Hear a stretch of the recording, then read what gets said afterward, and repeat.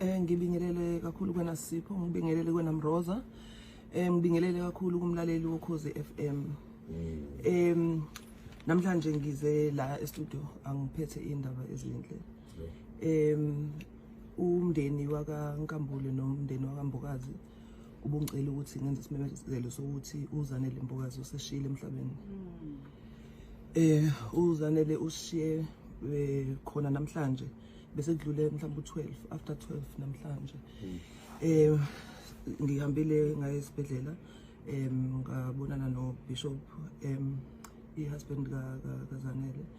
bese naye nomndeni wonke esibhedlela sesemvalelisa kodwa okuningi ngizocela ukuthi ngidlulisele kubantu abazomela umndeni ekukhulumeni going forward kodwa mhlawumbe ngingakadlulisele kusithembiso ngizocela nje ukubonga kakhulu umlaleli woKhozi nelihambe nathi lolu hambo ngiyazi ukuthi uZanele bekumuntu benembeke emkhulekweni kakhulu ngiyathanda nje ukuthi dudu kakhulu nje kumndeni weshilo umndeni wakaNkambule umndeni wakaMbokazi sithi sikhala nani dudu alohlanga lungahlanga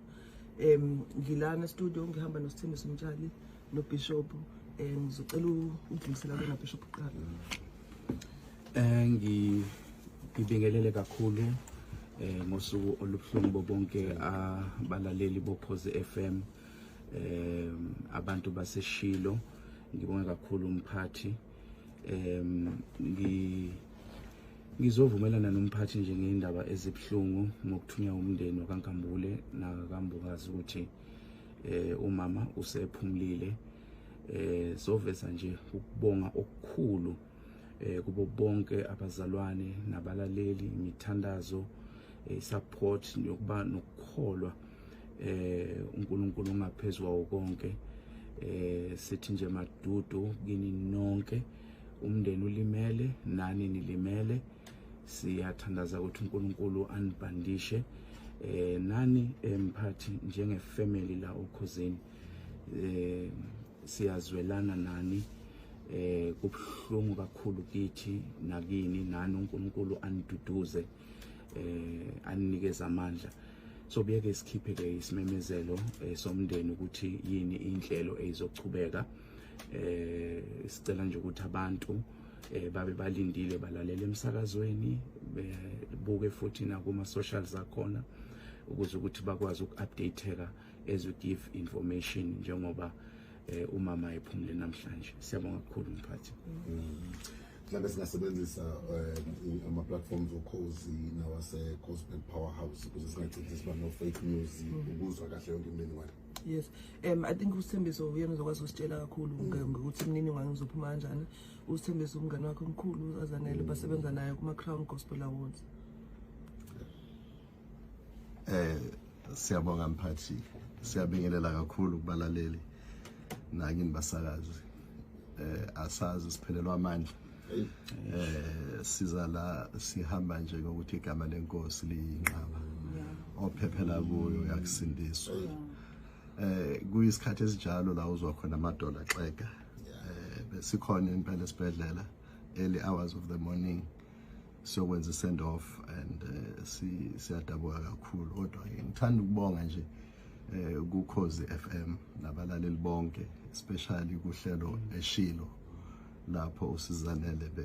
bekasakaza khona ukuthi sisazokhuphukela eshilo ayithi sikhuphukela nenhlungu zethu nokubonga kwethu nokukhala kwethu athi singalahli ithemba singazibulali uThixo sengasikhumbula so ilelo themba nje ahamba nalo waze kwaba insuku zokugcina so namhlanje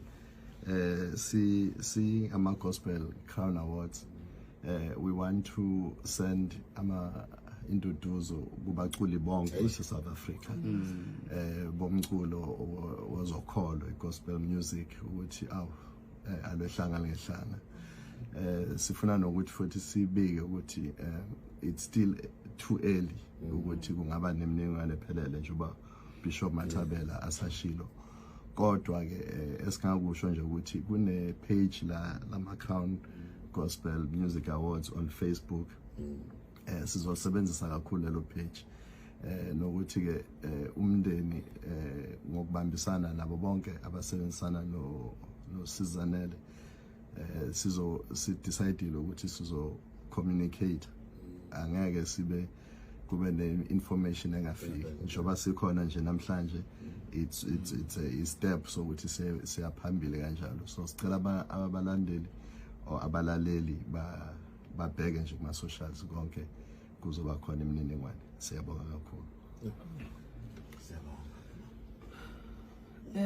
mhlambe angivale ngokuthi sibona wemroza uBishop Ngambulo besikhulume naye and bacelile ukuthi badedele bomndeni ukuthi bakwazi ukuthi yes ubhlungu so ngizocela nje ukuthi please sibahloniphe sibanikeze space nokuthi ngizocela futhi nasey'nkundleni zokuxhumana sibe responsible ngendlela esiyisebenzisa ngayo le information kunomndeni lana olahlekelwe kunabalandeli abaningi nabo balahlekelwe and kuyisikhathi lana ukuthi sidinga ukuthi sibumbane sikwazi ukuthi siduduzane futhi so ngiyacela nje umoya wesonto please ngiyacela ukuthi sibe responsible and sikwazi ukuthi sikwazi ukuphelezela kahle uZanele mase kufika isikhathi